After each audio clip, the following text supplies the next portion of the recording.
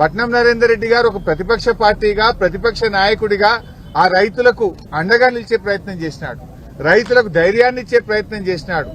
ఆయనకు ఏ సంబంధం లేదు. కాంగ్రెస్ పార్టీ నాయకులు మాట్లాడుతుండ్రు, ఈ సంఘటన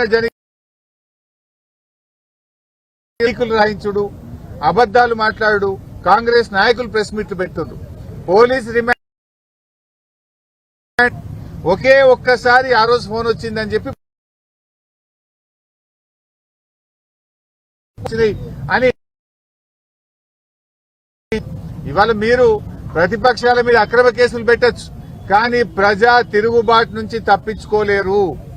ఇవాళ నేను అడుగుతా ఉన్నా, ఎవరు జరిగినా బీఆర్ఎస్ కుట్ర అంటాడు. మొన్నటిదాకా నిరుద్యోగ యువత అశోక్ నగర్ లో ఎస్సీ ఎస్టీ బీసీలకు అన్యాయం జరుగుతా ఉంది, జీవో 29 రద్దు చేయండి అని చెప్పి అశోక్ నగర్ లో నిరుద్యోగ యువత రోడ్ల మీదకి వస్తే అది దాని వెనుక బీఆర్ఎస్ పార్టీ ఉందని రేవంత్ రెడ్డి గారు మాట్లాడుతూ ఉంటారు. రైతులు మా పత్తికి వరికి మద్దతు ధర రావడం లేదు, రైతు భరోసా రాలేదు, రైతులకు రుణమాఫీ కాలేదని రైతులు రోడ్ల మీదకి వస్తే బీఆర్ఎస్ పార్టీ రైతుల చేత ధర్నా చేయిస్తుందని ముఖ్యమంత్రి గారు మాట్లాడుతూ ఉంటారు.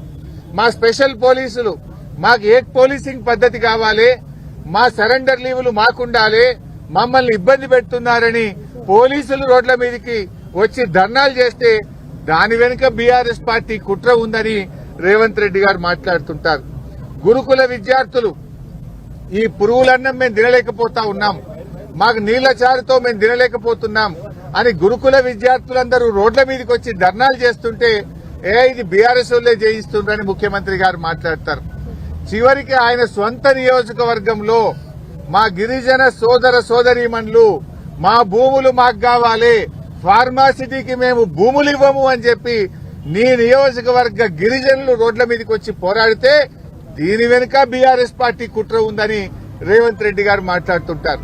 అంటే ప్రతిపక్షం ప్రజలు మాకు ఇచ్చిన బాధ్యత ఏంది? ఏ వర్గాలకైతే ఈ ప్రభుత్వం అన్యాయం చేస్తుందో, ప్రజలకిచ్చిన మాట నిలబెట్టుకోవడం లేదో, ఏ వర్గాలైతే పోరాటం చేస్తున్నాయో ఆ వర్గాలకు అండదండగా ఉండాలని, ప్రజల గొంతుకై పనిచేయాలని ప్రజలు మాకు ప్రతిపక్ష బాధ్యత ఇచ్చారు. ప్రతిపక్షంగా విద్యార్థులు రోడ్ల మీదకి వస్తే వారికి సంఘీభావం ప్రకటించడం మా బాధ్యత. ప్రతిపక్షంగా రైతులకు మద్దతు ధర రాకపోతే పోరాడడం మా బాధ్యత. ప్రతిపక్షంగా నిరుద్యోగ యువకులకు అన్యాయం జరిగితే పోరాడడం మా బాధ్యత.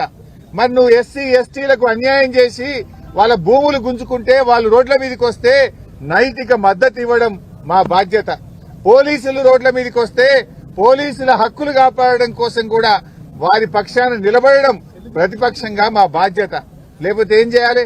నువ్వు చేసే తప్పులకు, నువ్వు చేసేటువంటి నేరాలకు, నువ్వు చేసేటువంటి అక్రమాలకు మేము చిరుతలు వాయిస్తూ నీకు చెక్క భజన చేయాలనా? చిరుతలు వాయిస్తూ నువ్వు చేసే తప్పులకు మేము భజన చేయాలనా? నీ తప్పులను ఎత్తి చూపడమే మా బాధ్యత. నువ్వు చేసే అన్యాయాలను అక్రమాలను ఎదిరించడమే మా బాధ్యత.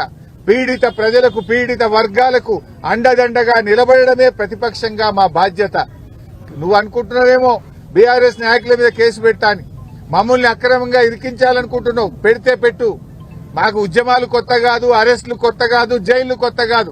తెలంగాణ ఉద్యమంలో అనేక కేసులు ఎదుర్కొన్న వాళ్ళం, తెలంగాణ ఉద్యమంలో జైళ్లకు పోయించిన వాళ్ళం.